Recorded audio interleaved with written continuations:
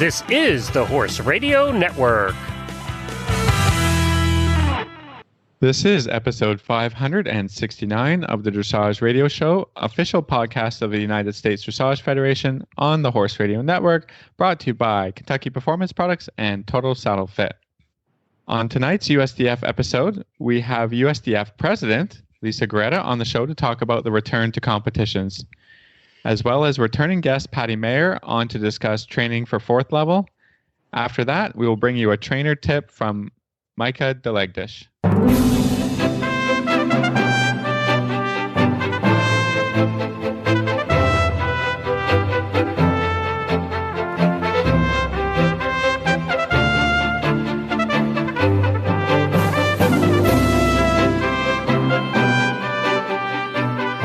This is Reese Koffler-Stanfield from Georgetown, Kentucky. And this is Philip Parks from Rockwood, Ontario, and you're listening to the Dressage Radio Show.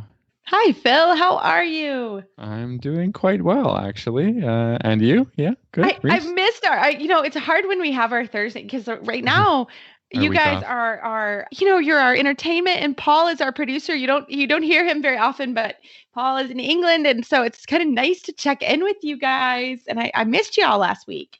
Well, I'm sure that you've been busy, and actually I've been gearing up here in Ontario with horse barns opening and people riding. So I'm sort of getting back in, and my summertime is always like my winter is a bit laid back, but my summer is go, and it's starting to get like that. So same for me too. Well, we actually have our return to competition, which we're going to be talking about this week with Lisa Gorretta. She's the president of USDF. She's going to be on the show. And so I do have students going to horse shows this weekend. So like it is go time. Like I need a lesson today because we leave tomorrow kind of thing.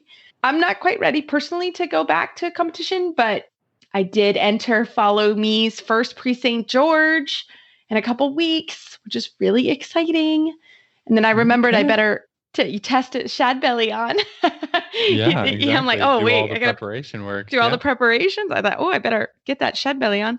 We have a local show here. Super excited. They're hosting it, and it's actually during the week. And it's a very much a laid back kind of schooling show, but it's a recognized show. Great first outing. No, it's at a local farm, about 45 minutes from us, and Meadow Lake. A chance to get out and show and not at the stable and all of that stuff. So that sounds fun. Exactly. Yeah, I'm not quite ready for the stabling. So personally, and I think everyone right now is different that I've talked to. Some of my friends are gung-ho, can't wait to go, and fellow trainers, and some are pretty conservative. So I'm probably a little bit on the conservative side. So, but we do have a few little places locally that, we can go. The horse park also has an area we can go haul in, and we don't have to stable. So some people will stable. I won't. So, that's me. But again, I have students. We're getting ready. We're gearing up. So, and we hosted a bit clinic this weekend. Cool. Philip and I and everyone listening, we've all gotten into bit with Harem Springer and Vivian, and Kim Gentry came to the farm, and we did kind of a socially distanced clinic, which was really fun to kind of get back. Felt very normal. Doing something. Yeah. Get involved and more education and good stuff like that. Exactly. And it's a fascinating thing. And I think we've just scratched the surface of it, and to see and to have horses. We had some horses that were new to double bridles that's always a fascinating thing for me, because I think it's it's important for the horses. And I think fitting double bridles is, and the first time out is so important. Bridle fitting. And so that was really cool. So that kind of jazzed us up here at the farm, and we've been quite busy with that. So it's been a good week. For sure. All right. Fantastic. Well, after this USDF commercial, we will get to our main guest, Lisa Gorretta, USDF President. Founded in 1973, the United States Dressage Federation has become the largest organization to represent a single Olympic equestrian discipline. At nearly 30,000 members strong, USDF is your connection to dressage education, competition, and achievement. Visit USDF.org to learn more about USDF education, competition and award programs, and to shop our online store. Again, that's USDF.org, your online destination for dressage. Well, tonight we are so happy to have Lisa Gorretta. She is our USDF president on the line. And Lisa, we're so happy to have you. And it is actually our USDF second anniversary of being the official podcast. So it's fun to have you. Thank you. It's great to be back. I know. And it's fun. On our anniversary show, we have unfortunately, we can't have a complete party today because we have some really important information we wanted to get out with you about returning to competition. So USEF open competition June 1st. And I'm going to let you take it from there because that's about the end of what I know. Well, there's a lot to know. Yes. Exactly. Yes, the return to accepting scores and results and points for competitions began June 1st. So we're really just barely out of the box, and we've hardly had any competitions at all unless they happen to be a midweek one. But 10 weeks? Our 10 weeks of no scores has finally ended. So that's very exciting. That is exciting. That's a good way to start. So I have some students that are heading off to events and dressage shows this weekend. So what are some things what's happening? Just can you give us the whole rundown? Well, of course, the reason for the extensions was because the states weren't really ready to start again allowing events or gatherings or anything else. So now that we are beginning to see some states go into phase 2 and 3 and 4, and obviously the COVID-19 problem is still with us, but USEF and all of the affiliates got together and came up with a good COVID-19 action plan. And so I guess my first recommendation for dressage competitors that are going to be going to licensed competitions is to get on the U.S. Equestrian website, or we certainly have the link on it from USDF.org, and look at the COVID-19 action plan. It tells you a whole bunch of information. It will answer a lot of questions. It's also the great place to find all the presidential modifications that have been made. USDF spent a long time going through the rules and then working with the U.S. Equestrian Dressage Department to come up with things that certainly many of the modifications apply to all horse shows, but we've got a whole section that applies just to dressage competitions, and I'll get back to some of those in a moment. But we also, for USDF, put together a best practices document that some of the other divisions have one page double-spaced, and we're dressage people, so we have 5 pages single-spaced. So we have a lot of great suggestions. But the biggest thing that competitors going back to licensed competitions will find that they need to read the prize list more closely than ever before, because many of the things that will be different at horse shows have to be detailed in the prize list. So that can be among the pres mods. Some of the licensed shows will look a little more like schooling shows because we've relaxed the scheduling. So if you are a person who feels that you can ride within your normal time of 50 minutes and you'd like to go in and get 2 tests over with and then get off the grounds, we made that accommodation to do that. At the same time, that's going to make horse shows look a little different from the results standpoint. And when you go to the horse show, you might see a judge looking as though they're missing a scribe because they're communicating with a scribe in another location, or they might be on 2 opposite ends of the box, or you might have one that's on the side. It's going to look a little different, and we're going to have to be perhaps a little more accepting of different when we go to the horse shows than, dressage people are known to be. Yes, I think that's true.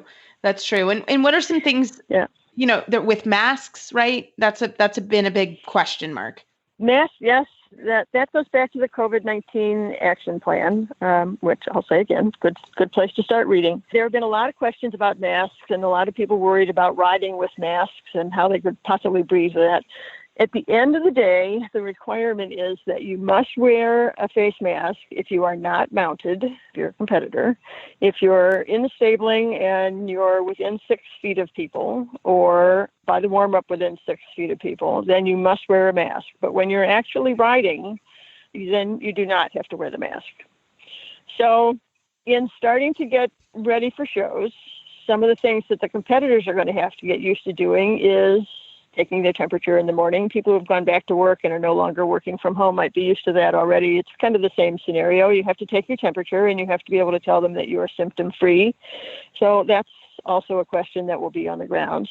Now, if you're an official or a member of competition management or a volunteer at the competition, then you will have your temperature taken. That is a requirement, but you'll have that same need to know that you are symptom-free. Expect that people are going to be asking you if you've been around anyone within 14 days who had COVID-19, or if anyone in your normal workplace community travels has been positive or tested positive.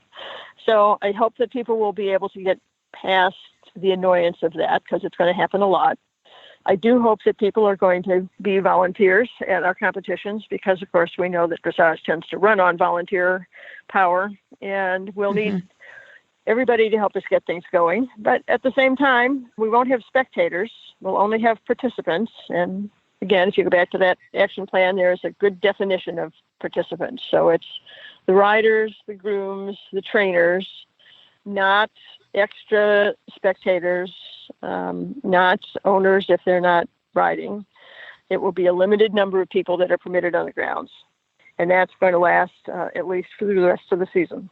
Okay. So this is a question, because it's my personal question. I'm going to a horse show in a couple weeks, and we will be hauling in. So we'll be in our trailer and, our group. When we're at the trailer with our group, are we required to wear masks? Or are you only required to wear masks when you're in the stabling, or how does that work? Well, in hauling in, there are a couple of things. One, when you trailer in, remember social distancing even for trailer parking. So don't, oftentimes you go to a horse show and you're right smack up next to somebody else's trailer. Hopefully the horse show is going to be prepared for that, but competitors are going to need to be mindful of that as well and park a distance away. The within family thing is a little bit tricky, but once you are on the ground and you're within 6 feet of somebody, you should be wearing a mask.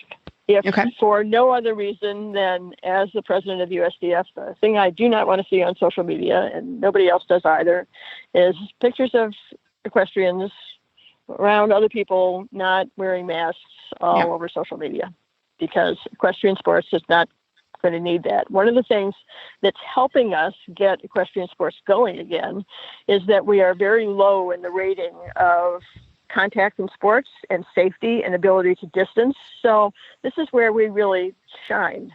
We already know how to be extra careful and socially distant and not mixing tools and all that other good stuff, because we deal with equine illnesses. So my policy in going to horse shows is pretend it's an equine outbreak of fill in the blank.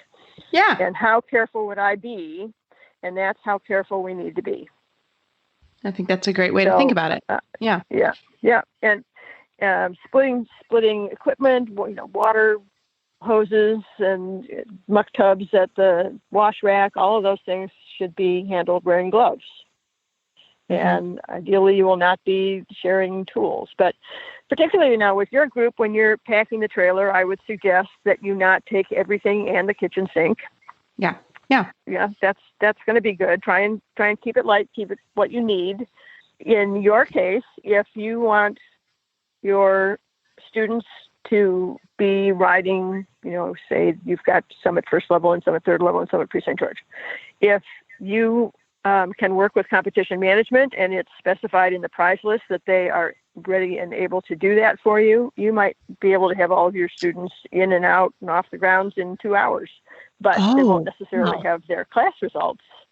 So you're going to have to be patient about that. Some horse shows are very, very electronic, and they'll still be able to get stuff out right away. Ones that are a little more traditional and paper driven might be scanning and emailing tests out, or they might have people who schedule throughout the day. So that class that normally would have been run in its entirety all together as the rules require, now we've modified that. So that's great to know. So my whole group can come in, and theoretically we can ride our test, do our thing, and out we go.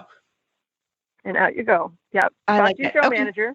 Great. They are going to be trying to work with that, and again, read the price list, because all that stuff. Another thing that you're going to have to think about is some horse shows. Well, certainly horse shows will not have the same kind of concessions that they've had on the grounds. Right. You will definitely have water available, but in the price list, they will specify exactly what kind of concessions are available. It'll either be prepackaged food or no common condiments with the hot dog stand, none of that stuff. So you need to bring your own food. So be prepared. Yep. Yes, you might be. You'll know if you need to. Yes. And this is a kind of what about the restroom? You know, where do you anything with that? I know that sounds basic, but it's kind of a basic one. No, that's a very important question, and certainly one that was considered. You know, restrooms are ideally, horse shows will be able to have more if they can, but they will all be required to do more frequent sanitation.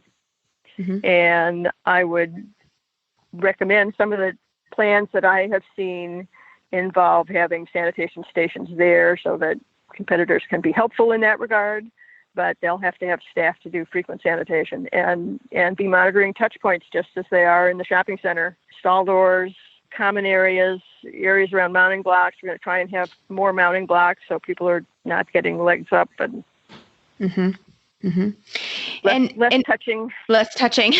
Yeah, which right. Yeah. And equipment checks. Checks will be visual. So, So everything. And then will be any visual, social events. Showing your fly hood. Right. Yeah. Any social events, are those not happening? I would anticipate that they are not happening. Okay. Which is sad. I mean, if you're visitor parties and a couple of people have said, "Oh, you're taking all the fun out of horse shows." Well, we're trying to be sure that we're trying to have them in horse shows. Yeah, sure. Yes, we're trying to have them. We're trying to have the safety in horse shows, but I will unfortunately admit that we're probably going to sacrifice some of the traditional fun. Yeah. But that's also going to extend to tents at the end of the stable aisle, and we'll have to be a little more concerned about aisle width. So not so much stuff in the aisles. And people are going to be asked to not stay there, right? Congregate, like come in, take care of your horses, and go. Well, right. The more people there are hanging about, the more difficult it is to remember to stay socially distant. Our dressage community is a generally very friendly group. We like to hang out. We like to hang out on the side of the warm-up. Now we're going to have to hang out 6 feet apart.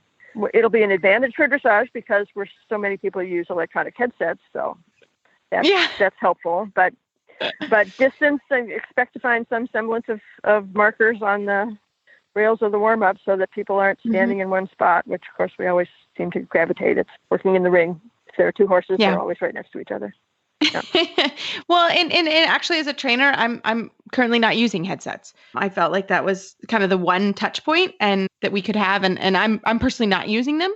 So I'm going old school, using my voice. Yeah. That was something I decided. Yeah. So I think if you are using headsets, you need to have a plan for that. I have one student who really needs the headset. So I do sanitize his, but he needs it for actual hearing.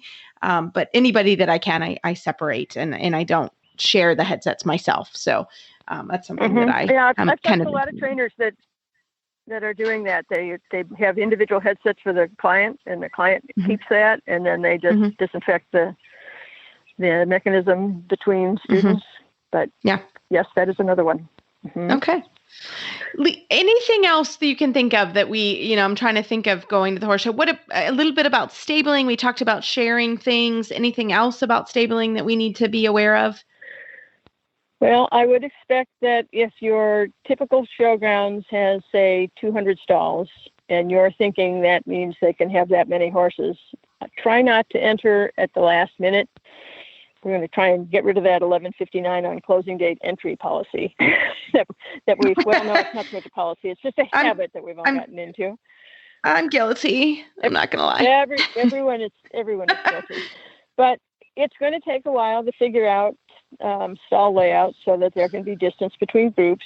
The presumption is that if a barn travels in together, then those horses and those people are all used to being potentially within 6 feet. But when you get into stabling where you have other groups, that's when it gets to be difficult. And that's why you really always have to have your mask available, because if somebody's coming down the aisle that's not from their group, that's a mask situation. There will probably be more empty stalls between groups, so that's going to take up some of the stalls. So hopefully people can get their plans together. One of the things that you need to keep an eye on, and again, it's on the COVID-19 portion of the website, is a thing called the State Tracker. And that has up-to-date, it's updated weekly, I believe, that has the current conditions, restrictions, requirements for all of the states, so that you know what your state requires, and if you're traveling across state lines, what that state's requirements are. The most important thing to know is that all of this is going to be controlled by forces that are above our pay grade. So it's going to be the World Health Organization, the CDC, the federal government, the state government, the local government, the local health departments, and U.S. equestrian rules. So there's going to be a lot of reading. And in the cases of where it is more strict, the more strict is going to be the rule that we have to go by. Okay. Well, it's all doable, I think. It's doable, exactly. I think it's doable. It's unfortunate that some states and some regions are unfortunately able to open at different rates of speed. So there may be a horse show that you want to go to, but their municipality is not ready for that yet. A lot of states are opening up. I know Ohio is in good shape. Kentucky seems to be in good shape. But Colorado still has some issues. And we're all going to play it by ear. The executive board and the committees are all looking at programs and working with government when they can, and watching everything to make sure that as many competition opportunities are out there for people that are ready to show. And if you're not ready to show, that's okay too. Right. I think that's, I personally, I'm okay with sort of local shows that I know I can call into and I know the venue and I feel pretty safe there. I'm not at the moment personally comfortable crossing state lines. So again, I think that's really important to stress. If you're not ready to go, don't go. If you're not able to read the guidelines and you don't want to follow the guidelines and you don't want to wear the mask, don't go right now. Just wait. And there will be horse shows. There will continue to be horse shows when we can. And, we're all going to have to be a little bit flexible. And it's just like everything else. It's like going to the grocery store. It's different every time. So I am thankful to Lisa, to you, USDF, the executive board, all the committees. This is a tremendous amount of work that you've all been putting into this, and you're monitoring it all the time, and you're doing a great job. And I'm glad we can all return to competitions if you feel ready. And I think it's fantastic. So Lisa, again, one more time, remind us where we can all, and we're all going to have to sit down. If you're going to go to a horse show, please read what Lisa's going to tell you to read, so and you're going to be prepared. So Lisa, where can everyone find all the information?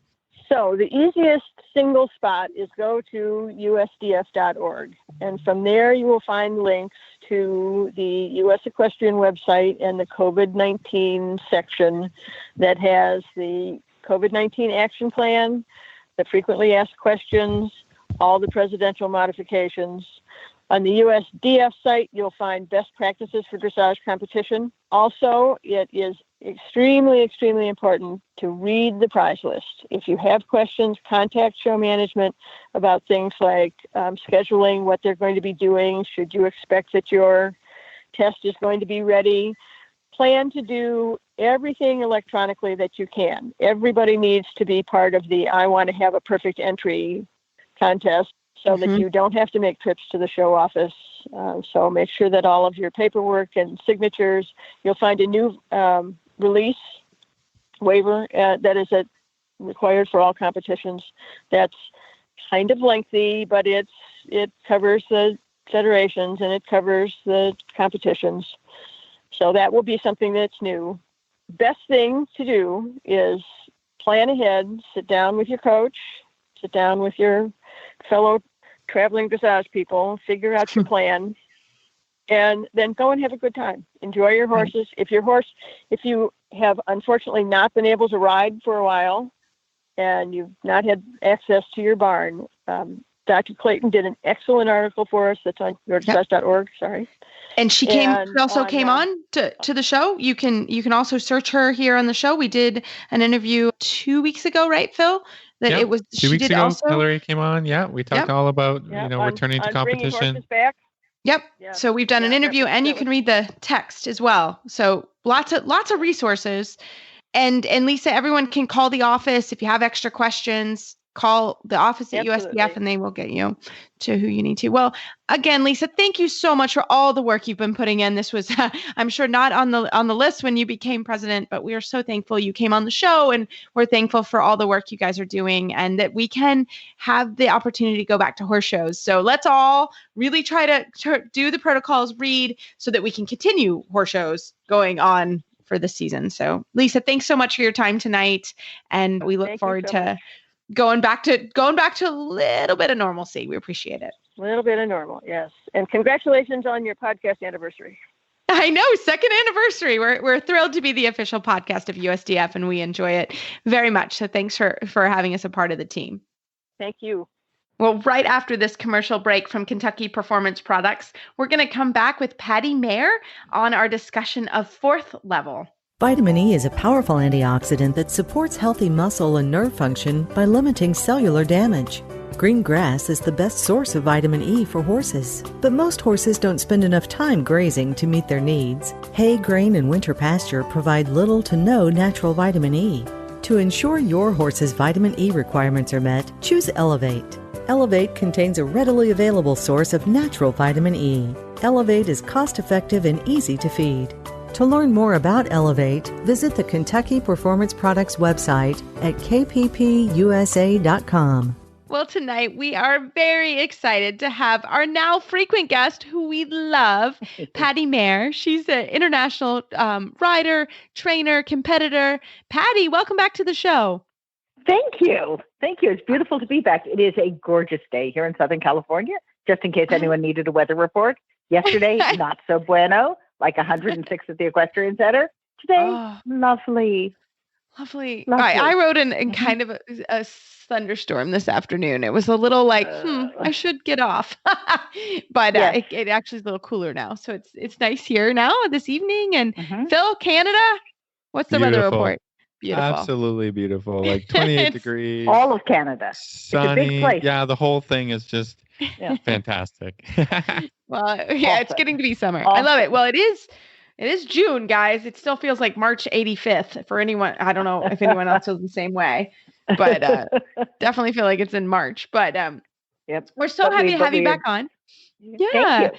So, again, just for people that are jumping in on fourth level, we have a whole series now. We've talked about each level. We had a listener question, which was basically, could we talk about with trainers, what are challenges at each level? And we've gone now through all the lower levels, and we're now reached the highest of the national levels, fourth level. So Patty, get us started. Fourth level is a big level. It has a lot of parts to it. Level. Yeah, it sure is. And it's where you start feeling like you're sort of kissing at FEI, right? And both in terms of the level of collection of the horse and the stuff you're doing. So it starts feeling like your horse has really got to be trained now. Or it be in the midst of being trained higher and really be responsive to the aids and really be happy in its work. And that's super cool.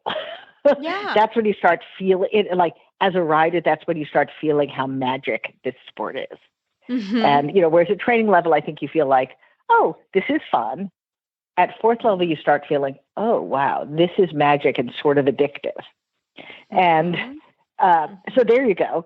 And you have to start doing things like, canter pirouettes and multiple changes on a diagonal, essentially, which are supposed to be straight, not like spinning sideways in a weird way. And so there are really kind of tough and interesting things. You also start with a collected walk. It's the first time you do a very collected canter. It's the first time you do walk pirouettes instead of a turn on the haunches. So, the pirouettes get a little bit tighter. You have a double bridle that's optional. We at some point should talk about the pros and cons of double bridles.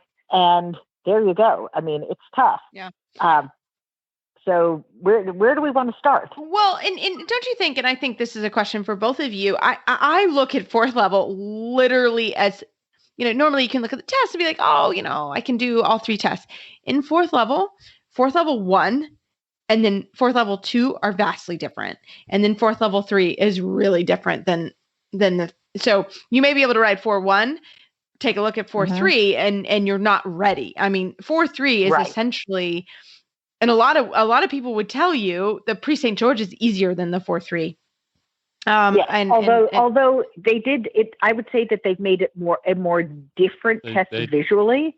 It used to be that it was like harder than St. George and almost exactly the same. So like exactly like St. George, but harder. Now at least it's different from St. George. And I sort of like what they've done with lots of single changes in lots of different places throughout the fourth levels. And we talked last time about teaching flying changes. I'm going to tell you, when you teach flying changes, looking at the patterns of fourth level, at the single changes in fourth level, is super smart, because the patterns set up the horses in interesting and different ways, all of which go back to this concept of inside leg to outside rein. So how about if we start talking about, should we start talking about changes and multiple changes, or should we start talking about canter pirouettes? Let's talk about fourth 1, because I do think the progression in fourth level is important. I don't know about what you guys think. I really like these tests for their progressive nature, because they lead you, just like you said, Patty, they lead you to a plan for training. So you can be riding 4-1 and have a plan for 4-3. Without, and you could spend a season showing 4-1, then maybe show 4-2. Like you could spend 2 years at fourth level. Easy. For sure. And really get your horse's confidence up, and all of this great stuff. Right. So here are a couple of things we can start with. First of all, in fourth 1, they have this, again, this goes back to one of the great kind of schooling things I have all of my students do it. I do it all the time. It's movement 2 in the fourth level test 1, which is track left. You're going to change rein HXF. Over X, you're going to do 6 to 7 steps of collected trot. Yeah, that's love that movement. That's fantastic. I use that in schooling. It's a fantastic training. It's 4-1 instead of in third level. That's 4-1. Really be in third level. It's in 4-1, but it should come earlier. But it is. I just love it. And I love it for a bunch of reasons. I think it is how you start teaching them to really respond in a collected way without pulling back. It is so to me, I think about it as this is what's going to become passage to piaffe to passage. That those aids are then going to become, it's instead of it being, medium to collected to medium, it's going to be passage to passage in the same kind of conceptual way. So I love that. And again, I'm with you. I use that as a training tool all the time. I think the next thing to think about is, how about the half passes at the canter and the counter canter with a flying change at H? Yeah. Should we take a look at that? Okay. Yeah, that's a very good movement. So again, it's super horse friendly. And again, as you're thinking about how you're teaching flying changes before you're doing third level, can you include this as essentially a piece of geometry? And I think you can and should. And Patty, tell everybody the movement. Okay. So you have a collected canter. You're going down the center line on the left lead. You are half passing left from D to E. From E to H, you counter canter, and at H, you do a flying change. So you're going to do a flying change before the corner. They don't have to counter canter around the corner, which is a little bit cheaty, but whatever. But I just think it's super horse friendly. Here's why. You come down the center line, you're half passing towards the rail, which is always nice for horses, right? Because horses love the rail. You're then going to counter canter essentially on a straight line. And before you round that corner to the right, you're going to do the change of lead, which means you have a beautiful opportunity to set your horse up from the inside leg to the outside rein, getting them solidly into that left rein. Then you feel forward with your right hand, your right leg comes a little forward, your left leg comes a little back, and bingo, flying change. So it's beautifully set up, right? And I think horses like that setup. When I teach changes, I would do that exercise, but I would make the counter canter 2 strides instead of essentially, how many meters is that? That is 12 plus, so that's essentially 24 meters. So instead of 24 meters, I would be like 1-2 strides and make the change as a way of teaching flying changes. So I like that a ton. And then you end up, then you do the circle, right? Where you do the very collected canter on the circle. That's a good movement as well. Yeah. And here's what I do this in schooling all the time. Although I have to say, I do it a little bit opposite. So I tend to, and I do this on baby horses all the way up to my Grand Prix horse.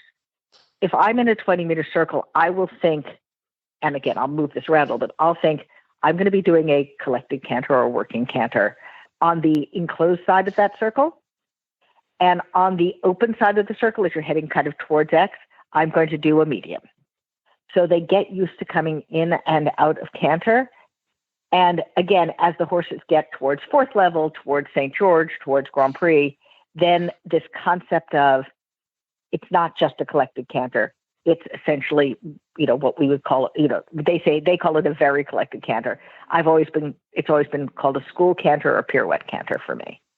So, they have lowered their haunches, their shoulders are up, they're still in a super clear canter. To me, training difficulty, they tend to get a little bit braced neck up, and you want to keep their necks down, but keep their haunches coming. But I think it's a super friendly movement, and it's so nice to do it before the pirouette, because it's essentially a pirouette canter, but don't do a pirouette. Right. And I love training that. Setup for the pirouette, which is arguably one of the hardest things to do once you do that. So you do, then you actually have 3 changes on the diagonal, right? One at the quarter line, one at the center line, one at the following quarter line. Right. And I like this as well. I think this is a great movement. I do too. Here's, however, because, I'm, old and this is how I do things, I do them as 5-time changes because it helps me to count. So just, on a normal horse, and I don't do this from a particularly collected gait, on a normal horse, it's going to essentially be 5 times, and the quarter line to 7 to quarter line, and it helps me to count it in order to center it. Obviously not required. That's not what the judges are looking for at all. But for me, it makes me be a more organized rider if I count. Whereas if not, I'm like getting to the quarter line and going, oh, wait, what am I? Well, now I should make an aid. But I will say, with people that don't know how to count yet, the counting can get tricky there. I happen to be coaching this test a lot right now. So, for my one student, they could do the 5 times or get close. Right. My other student, that's too much. Right. Go on. Oh, I was just going to say, I find with people when they first start riding this line, they really look down. So that's a big thing for me is to keep your eyes up. They get nervous and they start looking down. That's kind of been what I've seen. So we really work on going on the line and then riding them instead of, because it's the first time you'll see them all together, riding them as one change, canter on, ride the next change, canter on, ride the next change, canter on. And that has been a good thing for my students because they start, again, they get nervous and then they want to do them too quickly. And they start, I don't know, they start moving around. And it's like, stop moving around. Think of it as instead of, oh my God, I got to do 3 changes in the diagonal. It's just do 1, go forward, do another one, go forward, do another one, go forward. And that's been good for my guys. Phil, how about you? What do you got going on with that? Yeah, I think that people's biggest problem is trying to get those changes exactly on the right spot. And just instead of saying, okay, I want quality of rhythm, I want quality canter, I want to ride forward. And if they happen to be in, at the right place, that's fine. You know what I mean? Like, it's just like, don't worry about the quarter line. Just ride a few strides, do a change, ride a few more strides, just like you're saying, Race. Just ride a few more strides, do a change, and then, okay, if you want to get really good at riding 4-1, then, and all of that has gone well, then you start to say, okay, well, I need to count the right number of strides out of the corner and start my first change, or whatever. But don't hold the horse back to try and do it on the quarter line. Don't hold, don't chase the changes. You just ride quiet canter. And if you've done your homework, and the changes will take care of themselves pretty much. Right. So here's, interestingly, going back to what the two of you were saying, and then let's talk about students looking up, or I don't know, professionals looking up, because we all look down because our horses' heads will actually fall off if we don't stare at them. So here's what the judges are supposed to look at for this movement. So first of all, it says 3 single flying changes of lead near the quarter line, near the last quarter line. Doesn't have to be on it. Next, but what they're looking for, the first thing they look for is quality of the canter. The second thing is clear, balanced, fluid, straight. They always say fluent, but I don't know why they say that. Straight changes. And the last is engagement. And interestingly, I have to say, I am not a person who thinks of engagement in flying changes. I think of forward and straight. Only enough engagement to actually do the job. So I'm going to give you a couple of things for looking up. One is I cue my students, and myself, by the way, to stare at the letter at the end of the arena. First of all, it does make you straighter. It doesn't have you do I'm going to do a change to left, so I'm going to throw my entire body over to the left side, right? Because you are staring at the end of the arena. For those who can't do that, and I try to have them do that with their chin up. So people will sometimes look at a spot with their eyes, but their chin is still down. I try to have them do it with the chin up. And if I have to stand at the end of the letter and raise 2 fingers and have them tell me how many fingers, and then raise 5 fingers and have them tell me how many fingers, and they come across as, I will do that. That's really important, actually. And anybody can do that. You can send your kid to the letter and have them do that. It's fun. So Patty, let's talk about 4-2, because 4-2, again, we're talking about a new world here. What do we have in 4-2? Yep. So 4-2, you got 4 time changes. So now you got to start counting. So let's talk about counting for a second. And you also have working sort of partial pirouettes. So I'm going to give credit to Charlotte Bradal for this, which is because genius suggestion to me. So I have a client who is learning kind of 4th level St. George and learning to count changes. And she's a musician, so I have no idea why she couldn't count, but she really couldn't. And Charlotte's like, oh, no. Get her off the horse, have her canter on foot, and count the changes on foot. Absolute genius fixed it. Huh. That's interesting. And so, there you go. Isn't it? I know. I was like, that's genius. The way we all, well, okay, maybe not we all. I'm not going to speak for the two of you. The way I cantered around my living room when I was a kid and jumped little fences, like it's the same concept. And I just loved it. And because what this student was doing, and again, she is an amazing rider, but she would land, wait 2 strides, then start counting. And okay. Okay. That's common. Actually, that is common. You got to go. You got to keep counting. Yeah, got to keep counting. As they land, that's the next stride. And it really fixed it. The other thing is to have them count aloud. Oh, yeah. And so I'm a big believer in shout it out. And then, and then you get to the details of it should be centered over the center line. It should be, straight is not a detail to me. Straight is essential to me. If you start swinging your changes at 3rd and 4th level, you are not going to fix that at Grand Prix. You are going to have a horse who goes side to side in the ones. And so this is the time to not mess that up. And again, I think having your eyes up, and again, that's why I'm always surprised when I see that engagement is one of the things that the judges are supposed to look for in sequential changes, because I just think, obviously they should have a correct canter and a collected canter and all of that. But the changes in general are more expressive than the canter itself, right? And in general, you want, and this, Conrad taught me this, right? You want to be doing 2 obviously 4s as well, essentially almost from a median. So you not only have this beautiful sort of north of collected canter. So I wouldn't say a median, but, a kind of more active and exciting canter than a true collected canter. And then the change itself in an ideal world is going to be bigger than the canter stride. And so that's where the kind of beauty of dressage starts coming in, right? Because you get these amazing things. I guess one thing we could talk about is, and maybe we should do it when we get to the kind of almost pirouettes. Yeah, let's bracing talk at the about base.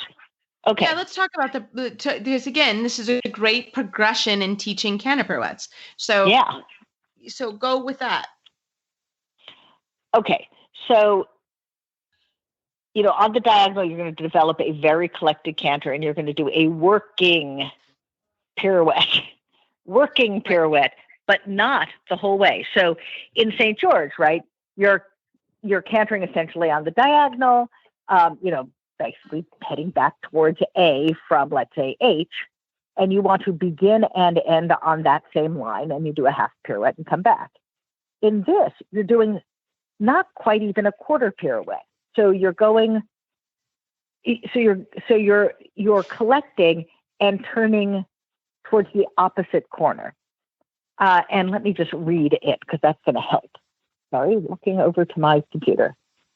So H to X on the diagonal develop very collected canters, so just like you did in 4th 1. Approaching X, so you have quite a bit of time to set this up.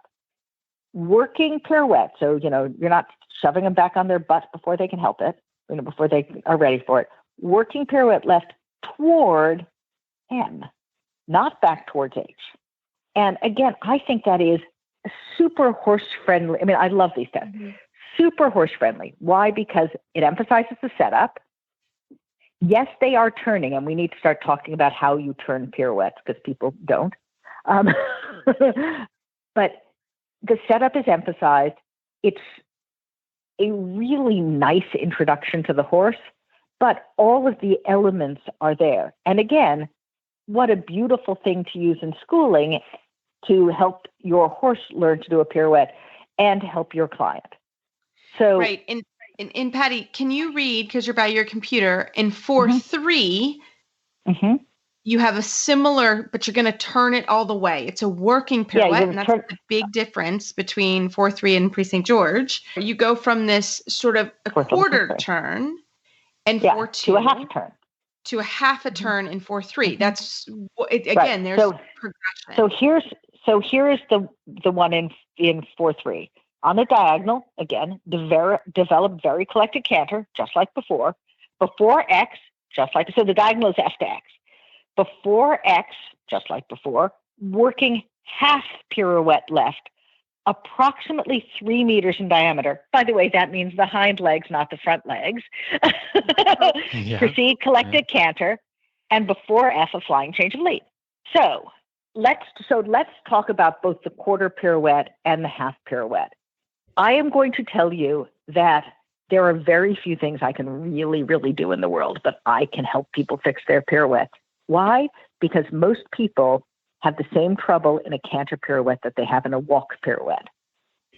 So by way of example, if you sit a little to the outside in your walk pirouette, or if your horse pushes into the outside aids in the walk pirouette, they are sure going to do that in the canter pirouette, right? So I tend to go back, and whether it's to warm up or whether it's to fix a problem that exists, I tend to go back, make sure that the walk pirouettes are correct, and in fact, to do those as warm up. Yeah. So I'll do quarter walk pirouettes. Do quarter walk pirouettes, and that can sometimes help horses connect the dots, right? You do walk pirouette and you go right into the canter, and that's a great way. Philip, help me with this exercise this winter in Florida. This very exercise, you can do that, and it really can help the horse, especially the big dudes and ladies, kind of connect some dots. So I agree. Like that's a great way of kind of the progression. And I think, again, if you sort of follow the progression, the tests, right? These are progression that they do a really good job with pirouettes because this is how you want to train pirouettes. Yeah, these are tests that teach you how to train the Prix St. George, basically, right? Yes. Using these progressive ideas and helping you to learn how to train.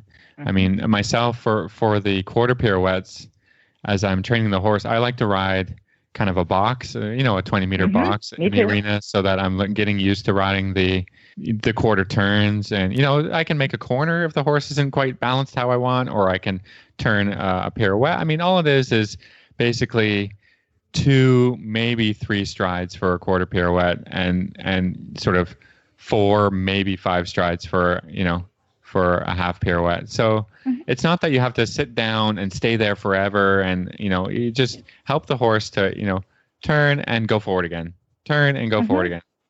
Because the biggest thing, 2 big things in the pirouettes that I notice is that people want to crush the hind legs in, overbend the horse and drive them into too much of a travers feeling, and that's the horse can't turn if you keep pushing the hind legs out in front of his front legs. So don't do that. Don't bend the neck too much to the inside, because you need, actually, in the beginning, I need a little bit of counterbend to teach them to turn around the hind legs. Like a pirouette in walk and in canter is the front legs turning around the hind legs. So that's not possible if the hind legs are too far around the front legs that you can't do anything with them. You can't get out in front of it a little bit. And then just sort of over collecting the horse, and then expecting the horse to be able to collect 10 strides, 20 strides, get in and get out, and then the horse can get strong and stay in front of your leg. So let's talk about this for a second. So because the original listener question was, what issues have you had, training issues have you had for these exercises? So here are a couple that I've seen and helped people with, and some that I've had as well.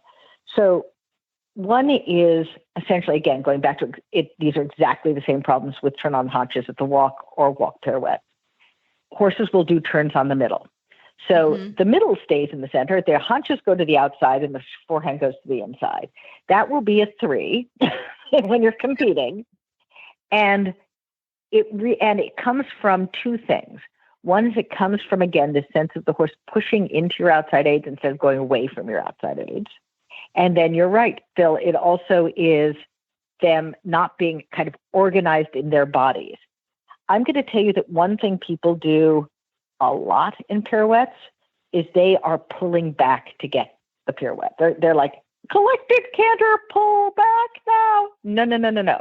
Get that collected canter, and we should talk about an aiding system to teach collection and high-level collection. Get the collected canter, preferably without pulling back. But my God, the minute you're turning, you should be able to have your hands on that horse's ears. That turn needs to come from your legs. It needs to come from your seat and your legs. Absolutely. And, you should be able to, once you have a horse who can do full pirouettes, sit there with your hands on their ears, with them staying in a pirouette from your outside leg and your hip, because they're sitting that much, not because you're holding them in a pirouette. So to me, one of the big rider issues is people get panicky about this concept of hyper collection. And again, or, really sitting. And again, this is why I love this 4th level series, because to do it without the stress of turning in 4th level test 1, to do it without the stress of a big turn in 4th level test 2, and then to kind of start kissing at St. George in 4th level test 3 makes a huge amount of sense to me. Yeah. And the horses too. That. And I mean, I'm doing it right now. I've been in the 4th level zone and did 4-3, and I felt like now it really did set us up for the Prix St. George, because 4-3, they actually have to be quite handy. There's also some counter canter loops that I'm going to show my age, but this was in our young rider test 20 years ago, 22 years ago, whatever. This was in our tests, actually. And so they brought it back. It's also in the developing Prix St. George. So when you have a horse, that's quite handy in the canter, they can do that really well. But it's also a really good strength builder, because that's really the difference. When we get to Prix St. George, it's just a strength thing. And it's just like, I think of pirouettes like when I go do squats at the gym. oh my goodness, when you first start, they're very difficult. And as you get stronger, they get easier and easier. And it's the same thing, fourth level. Again, that's why no one should rush through this, because it's important to be able to sort of, you need to do 4-1, then you need to do 4-2, and then 4-3, because, and really take it to heart from the progression of training. So, so it's a great level. Don't skip it. A lot of people skip 4-3. Don't. Yeah. I mean, I'm just going to say for myself and, for my students, it's a lot better to be successful at fourth level than to suck at pre-St. George. Yeah. I hear you. Get the high 60s, and then move on. I mean, people want to wear the tails. They want to do the St. George. I get it. I was there, but it's not fun to, you can do it once and you're like, you pop the champagne, whatever, I wore my tails and but you will consistently be high 50s, low 60s if you didn't do your homework. Yeah. One day you're gonna have to go back, so might as well do it in progression rather than, so that's what I think. And when you're ready to do pre-St. George, you really are ready, and you didn't take any shortcuts, and you really earned it, and you can get your mid 60s. Right. Because we didn't say in 4-3 you actually have 3 time changes, which is interesting. Yeah. There's no 4 time changes, which is kind of strange. So, which again, I liked the fact that they didn't just kind of duplicate the St. George, right? You did 4 time changes last time. Just show us that you can do 3 threes. And again, first of all, I think horses like doing 3s and love doing 2s, so it's a little bit easier. It's on a show basis, the issue is centering them, because you have to wait quite a bit of time to start, right? If you're going to center them over the center line. But I also like the fact that it's just 3 of them. And by the way, if your horse chucks in a 2 because it's getting, horses love doing flying changes. Like that's their best, as I think I said when we talked about third level, it's like bucking, but the people give you a pat when you've done it. It's very fun if you're a horse to do flying changes. So sometimes they get a little overly enthused, and you know what? Who cares? So they do once, and then. By the way, and that happens enough, so I can tell you the thing I cue a rider for, or I cue my horse to do, is I make sure I'm asking for one lead before I affirmatively ask for another. Yeah. So if I'm doing left to right to left, I'm going to ask for the left lead until I'm asking for the right lead. Then I'm going to ask for the right lead until I'm asking for the left lead. I don't get to neutral. with a horse who's thinking this is awesome. Right. It's so true. And again, the progression here, I think that's what kind of the what we're all saying as trainers is go on the progression of the fourth level and really study it for training for the FEI levels, because it's really important. Well, Patty, can I actually talk about one other thing real fast? We do one other thing real fast. You have to canter in and halt. Oh, yeah. Oh, that's true. Yeah. That's true. Yes, good point. You have to canter in and halt, which is super tough. FYI, super tough. Train that. Definitely train that. So, yes, train it. This is where a mirror on the short side is your friend. So here's the deal. You want to figure out which lead your horse canters is straighter on, because you are looking at the judge. And if your horse is always a little hunches into the right, I would enter from the left. Go to the left. When you do this, you should think at schooling, you do not halt at X. At schooling, you collect. Let's say, I don't know, at D or something. And then you go back into your normal collected canter and you collect again at X. And then you go a few strides later and then you halt. Yeah, no, it's true. And you halt looking at the judge or looking at your mirror and making sure that judge sees 2 front legs, not 2 front legs and 2 hind legs. And that's hard, like surprisingly hard. Yeah. No, Don't forget that one. Don't forget it. It's true. That's a great reminder. Again, you're going to have to do that for the rest of the horse's career. You will not ever trot again after fourth level. That's a really good point. And that's a very trainable thing. Well, as you can see, everybody, fourth level is a huge level, and we can't thank Patty enough for her time and her expertise. So, Patty, how can our listeners find you online if they have any more questions or in sunny Southern California? There you go. So I'm on Facebook, Patty Mayer, PattyMayer. I also have a little Facebook page for, I think it's called Patty Mayer Dressage. Pretty exciting. My email is bailiwickhouse@gmail.com, which I will spell E for boy, AILIWICKHOUSE, bailiwickhouse at gmail.com. And my phone number, if you want to text, is 310-729-3365. Oh, and read the test directives at all these levels, but especially fourth level, because you're going to be surprised at what is most important. So the directors will tell you what's the most important thing about the movement. Fantastic. Well, Patty, thank you so much. This has been so fun, and have a wonderful almost weekend. Almost weekend. Yay. Yay. Talk to you all soon. Thank you so much. All right. Thanks, Patty. Take care. Thanks. Well, Phil, now that we're all back riding, and I think we probably have a couple sore people also from our DRT training sessions, but I think everyone's back riding and using their total saddle fit girths and the stability stirrup leathers. I certainly have been, and I've been riding actually a lot of my students' horses, and I'm really starting to like the new slim stability stirrup leathers. I was an original girl, but I got some slim ones. I like changing the stirrups. It's easy. Okay, that's pretty cool. I don't have a set. I was able to check them out when you got them in Florida and have a look, but I mean, I'm really a traditionalist. You're a traditional, and I was just like, I'm not sure I can deal with having to fold the stirrups over the saddle and that kind of stuff. So, but they look cool. They're even, less.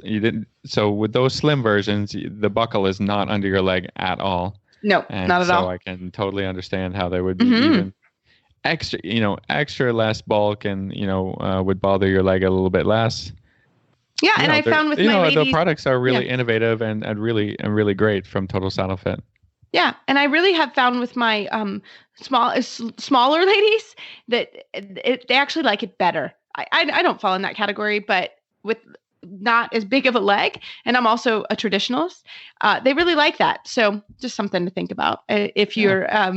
But they're great stirrup leathers, and I think you would all really enjoy them. And we're both big believers in them. So as always, they're gonna help your position, and if you're going into shows, every little bit counts. Yeah, exactly. And we have to thank Justin at Total Saddle Fit for all his support. And we're all trying to support local businesses and small companies. And Justin's a great one to support if you need a girth or saddle pads and leathers. They have great stuff on their website. So check out totalsaddlefit.com. Well, we have a great Total Saddle Fit tip of the week from Micah Deligdish. We hope you enjoy.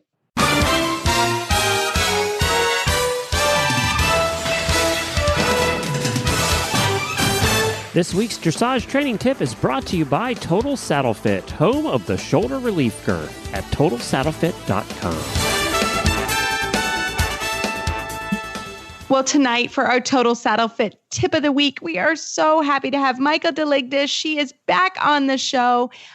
She is the 2020 Israeli Nations Cup representative for Israel and head trainer at Gemini Dressage. Welcome back to the show. Hi, thanks for having me. Oh, we're so happy to have you. So tell us, what is your Total Saddle Fit tip of the week? Okay, my tip of the week would be that when you are training, and this especially goes to riders who maybe don't get to lesson every day or as consistently as they would like, would be that in your riding, to not avoid your problems, to hold yourself accountable and honest. And if my horse likes to be a little behind the leg, but I'm not gonna push him today. I'm not gonna go there. Or, he doesn't really like to bend left as much as he likes to bend right. That if you want to improve, honestly, that you have to find ways to confront those problems a little bit at a time, the best way you can, knowing your horse and knowing your riding, that it's the only way to work through a problem is to face it head on. And that avoiding problems doesn't fix them. So to be really honest in your riding and aware and honest that your horse is listening and reacting the way you want is the only way to make improvements in your day-to-day riding. Yeah, that's a great tip. I know that a lot of us would, kind of plan your ride for the day and just sort of like, oh, I really need to have a fun day, or I need to, like I had a tough day at work or something like that, and I don't really want to go through that problem again today or whatever. And then if you continue to think that way, it starts to add up, and it starts to be a consistent problem, and then we are avoiding it. Not that you have to go really hard at those problems every day, but I think you just have to, number one, look for ways to fix that problem, in whether you're reading or watching videos or listening to podcasts or whatever. Like, you don't have to always go after the problem in a certain way or tackle it, but you have to be figuring out how to solve that problem in as many ways as possible, and not sort of around it. And the other thing I'd like to say about is that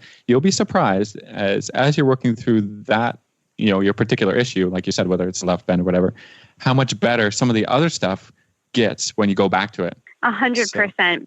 I agree. We're not saying like obsess over anything. Yeah, that's true. That's a good point. Your horse crazy. Don't go from one extreme to the other, right? But definitely, because sometimes these little things, they do also, we work in a pyramid and the levels build up to each other. So one little hole in your training definitely can lead to another. And by fixing also one thing, it can fix another, and or just kind of open your eyes to another, or maybe just help your horse respect you a little bit more. So those are also definitely really good points I agree with. Yeah, no, I agree. I mean, I think it's true. It's easy to be like, well, I'm not going to really go there today. But every time you don't go there is every time your horse learns you're not going to go there. And I think sometimes you really have to just say, okay, come on, let's, every day, let's work on this right rein issue or whatever it happens to be, definitely go for it and don't avoid it. So I think it's a great idea because, I see my students doing that, and I'm not going to lie, sometimes maybe I do that too, but it's really important. And if you don't have a coach on the ground every day, it's kind of like, well, I'm just going to save that for my lesson, or, I'm just going to, and that's great if your coach is giving you confidence, but you also have to kind of work through your issue on your own so that you can bring a little bit of the discussion the next time you see your coach. Like, oh, I tried this, it didn't really work. And that's going to help your riding really advance. Yeah, 100%. Yeah. Well, I love it. Well, we can thank you so much for coming on the show. And how can our listeners find you online if they have any more questions? They can find me at GeminiDressage.com or on Instagram and Facebook. Well, we can't wait to continue to watch your career and see how you develop. We don't know what showing's going to be like this year, but we are going to all be training hard as we go through the summer. So thanks so much for coming on the show. Thank you. Thanks for having me. Well, Phil, I mentioned just a few seconds ago about the Dressage Rider Training Program. We're on week 6 now. Week 5 almost broke me. The fitness in week 5. There was the break dancing. It was a step up. So, and I'm not going to lie. I had one student texted me some not nice things about it. It was intense. Okay. Hang on, everybody. The strength portion wasn't too bad. It was some adductor work, which I feel like I'm pretty strong in the old adductors, riding a few horses a day. But these core workouts are pretty killer. Yeah. I hate the fitness. I hate the fitness ones. I hate them. I wait till the Sunday night at 10 o'clock and I'm like, oh, gotta do it. So I've done them all. I'm just going to say, but everyone, I'm sure, send us emails because it really makes us laugh. And we love hearing that you're enjoying it and maybe hate us all at the same time. But again, if anyone, check it out. We're doing the Dressage Rider Training Program, all as a community. We started it during quarantine, especially when Phil was locked up. We needed to give him something to do, but now we're all committed and it's now getting busy. Committed. But we've been good. I've been doing it. So that's good. Yeah. I love it. I love it. Well, send us some emails, and we love emails and Facebook shout outs. And if you have any questions for us, we're always happy to grab onto them and add it to the show. The United States Dressage Federation is your connection to dressage education, competition, and achievement. Visit USDF.org for more information. That's USDF.org, the online destination for dressage. You can find our show notes and links to today's guests on our website, dressageradio.com. Like us on Facebook, just search Dressage Radio Show. Follow us on Twitter at Horse Radio. My website is maplecrestfarmky.com, and my email is reese@horseradionetwork.com. I think the best way to find me is on Facebook, or my email is philip@horseradionetwork.com. I'd like to thank our sponsors for allowing us to put on a show. And don't forget to check out all the other shows on the Horse Radio Network at horseradionetwork.com. Everybody, keep your heels down, your shoulders back, stay well, and we look forward to talking with you next week.